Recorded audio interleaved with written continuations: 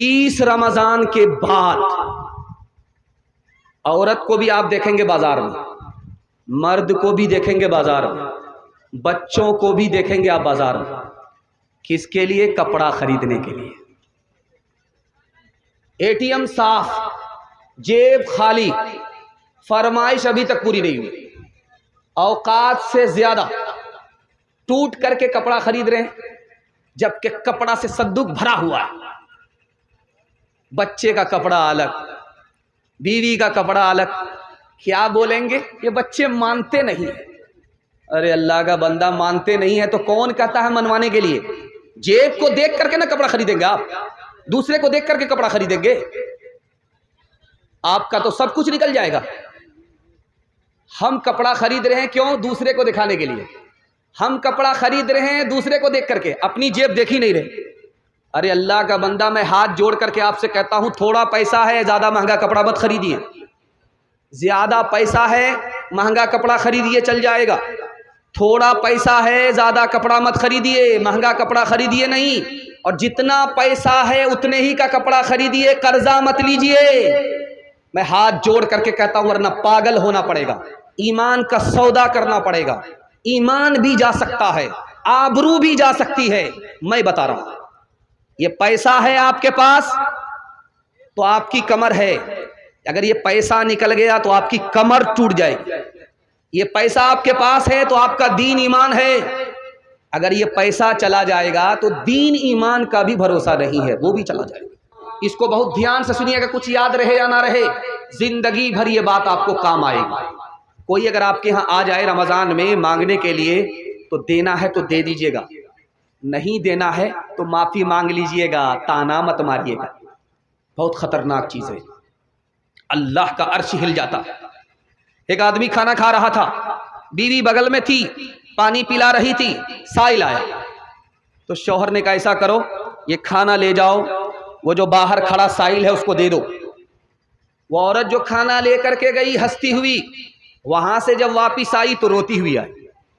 तो शौहर ने कहा, अल्लाह के बंदी, हंसती हुई गई, रोती हुई आई, क्या वजह है? कहा, वो जो भिखारी था वो मेरा पहला शौहर था, मेरे दरवाजे पर खड़ा था।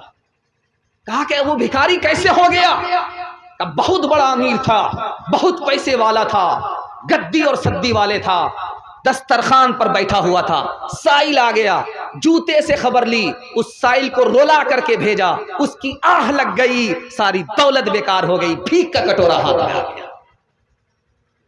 अब इस शौहर ने कहा कि वो साइल जिसको जूता मारा था, तुम्हें पता है कौन है? वो मैं था। अल्लाह ने उसकी दौलत का मुझको मालिक बना दिया, उसकी औरत का मालिक बना दिया। हाथ जोड़ करके मैं आपसे कहता हूं, गरीब को अब ताना नहीं मारेंगे, देना है दे दीजिए, नहीं देना है माफी मांग लेना। हाथ उठा करके वादा कीजिए, बचाएंगे ज्यादा, खर्च करेंगे कम।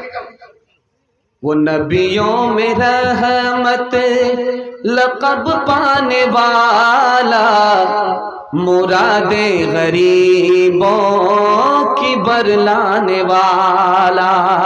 वो नबियों में रहमत लक़ब पाने वाला, मुरादे गरीबों की बरलाने वाला।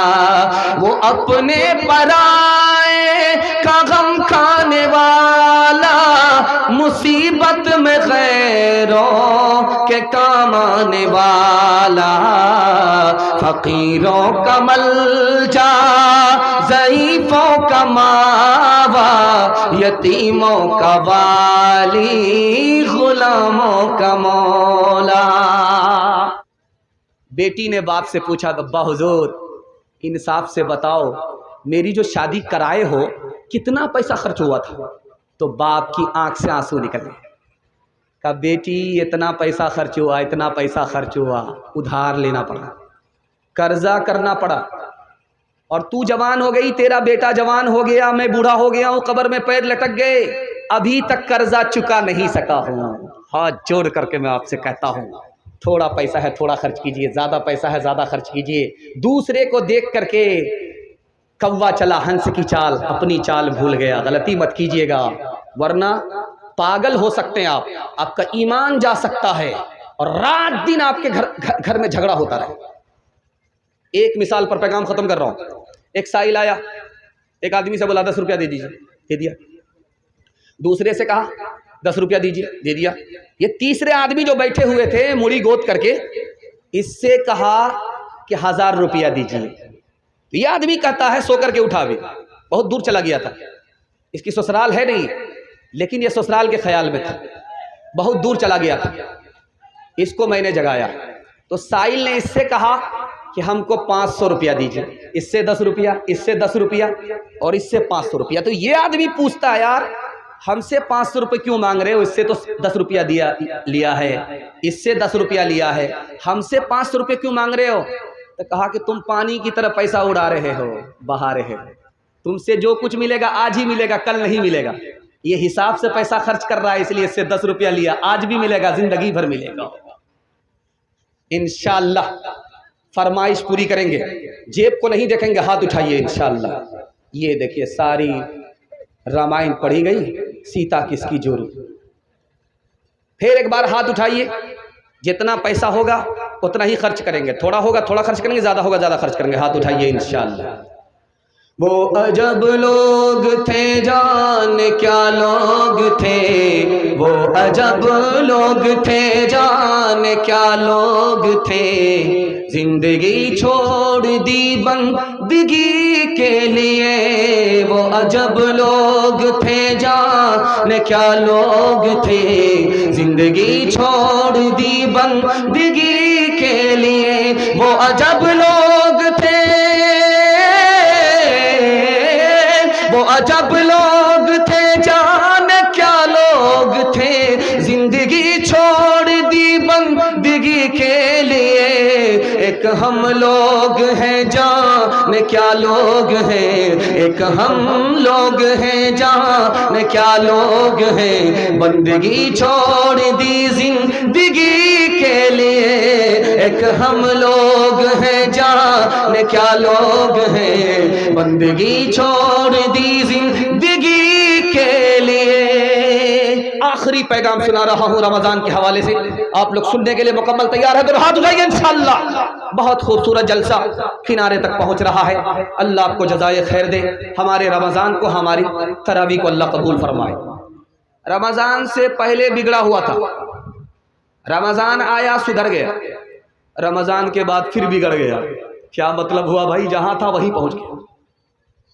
रमजान से पहले नमाज नहीं पढ़ता था, रमजान आया नमाजी बन गया, जैसे ही रमजान रुखसत हो गया मुसल्ला समेट लिया, सर की टोपी जेब में रख लिया। जानते हैं क्यों? रमजान कबूल ही नहीं हुआ। रमजान किसका कबूल होता है? जो हालत पहले थी उससे बेहतर हो जाए। नमाज पढ़ रहा था, बार बार नमाज पढ़ने की तौफीक मिले, इसका मतलब साफ है तौफीक खत्म हो गई, हालत वही है, इसका मतलब है रमजान कबूल नहीं हुआ। सच्चाई के साथ कह रहा हूं, इंशाअल्लाह हमारी नीयत रहेगी जिंदगी भर नमाज पढ़ेंगे, जिंदगी भर गुनाह नहीं करेंगे। हाथ उठाइए इंशाअल्लाह।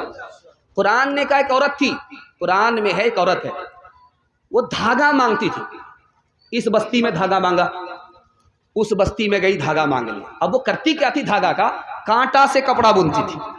कुरान में कांटा से कपड़ा बुनती थी। जब कपड़ा तैयार हो जाता था शाम के टाइम में, तो एक धागे को खींचती थी, उखेर कर भी बिखेर करके रख देती थी। जहां धागा वहीं पहुंच गया, कपड़ा खत्म हो गया, सारी मेहनत सुबह से लेकर के शाम तक की बर्बाद हो। ठीक यही मुसलमान का हाल है, उस पागल औरत की तरह जो दूसरे से कपड़ा भीख मांगा, उससे कपड़ा बुन करके तैयार किया, अभी कपड़ा तैयार नहीं हुआ कि धागे खींच लिए, वो धागा ही धागा रहा, कपड़ा नहीं रहा।